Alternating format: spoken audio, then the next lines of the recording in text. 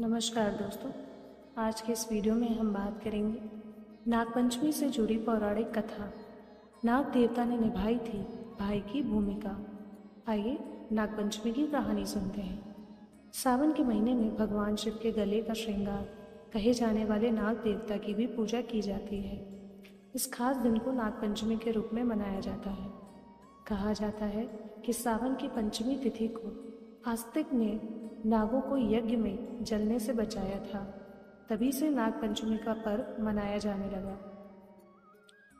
हर साल सावन के महीने में नागपंचमी मनाई जाती है। इस महीने के शुक्ल पक्ष की पंचमी तिथि को नागपंचमी के रूप में मनाया जाता है। इस दिन नाग देवता की पूजा की जाती है। ये पर्व पूरी तरह से नाग देवता को समर्पित होता है। इस दिन उन्हें कच्चा दूध चढ़ाया जाता है। कहा जाता है कि ऐसा करने से सर्प दोष की रक्षा होती है, साथ ही आपके घर से सांप के काटने का भय भी दूर हो जाता है। इस बार नागपंचमी 9 अगस्त शुक्रवार को मनाई गई है। लेकिन क्या आप जानते हैं कि नागपंचमी पर्व मनाने की प्रथा कब से शुरू हुई? आइए इसकी पौराणिक कथा पढ़ते हैं। प्राचीन समय में एक राज्य में सेठ रहता था जिसके 7 बच्चे थे। सेठ के सभी 7 बेटों की शादी हो चुकी थी। सेठ की सबसे छोटी बहू बुद्धिमान और अच्छे स्वभाव वाली थी। एक दिन बड़ी बहू घर की सभी बहुओं को मिट्टी लाने के लिए अपने साथ ले गई।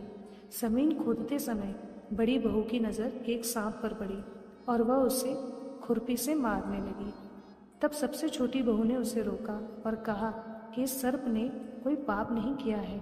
सबसे छोटी बहू ने सांप के पास जाकर कहा, तुम यहीं रुको, हम थोड़ी देर में लौटेंगे। इतना कहकर सभी बहुएं घर लौट गईं। काम में व्यस्त होकर छोटी बहू सांप से किया वादा भूल गई और सांप उसका इंतजार करता रहा। अगले दिन जब सबसे छोटी बहू को सांप से किया हुआ वादा याद आया तो वह दौड़कर सांप के पास गई। उसने सांप के पास जाकर क्षमा मांगी और बोली, भाई मैं अपने काम में व्यस्त होने के कारण अपना वादा भूल गई। सांप ने कहा, तुमने मुझे अपना भाई समझा इसलिए मैंने तुम्हें जाने दिया, नहीं तो कोई और होता तो मैं उसे डस लेता। इसके साथ ही नाग ने कहा, तुमने मुझे भाई कहा है इसलिए आज से मैं तुम्हारे भाई हूँ।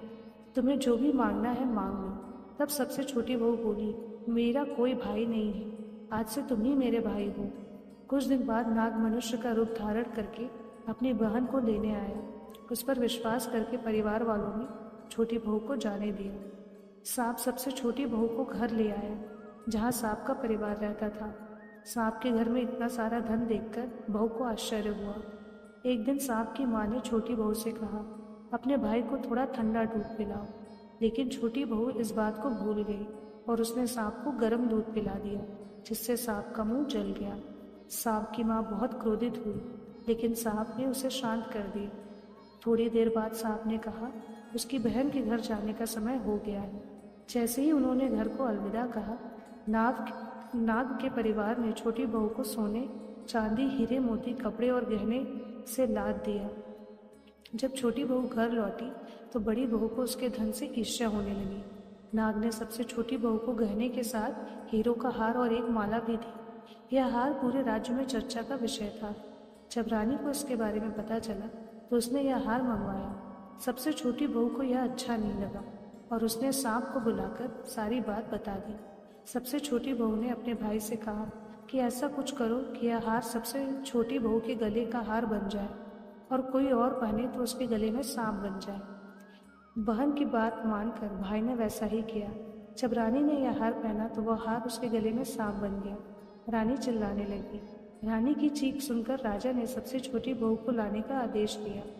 जब छोटी बहू राजा और रानी के पास आई तो उसने कहा कि यह हार उसके गले का हार और दूसरों के गले का सांप बन जाता है।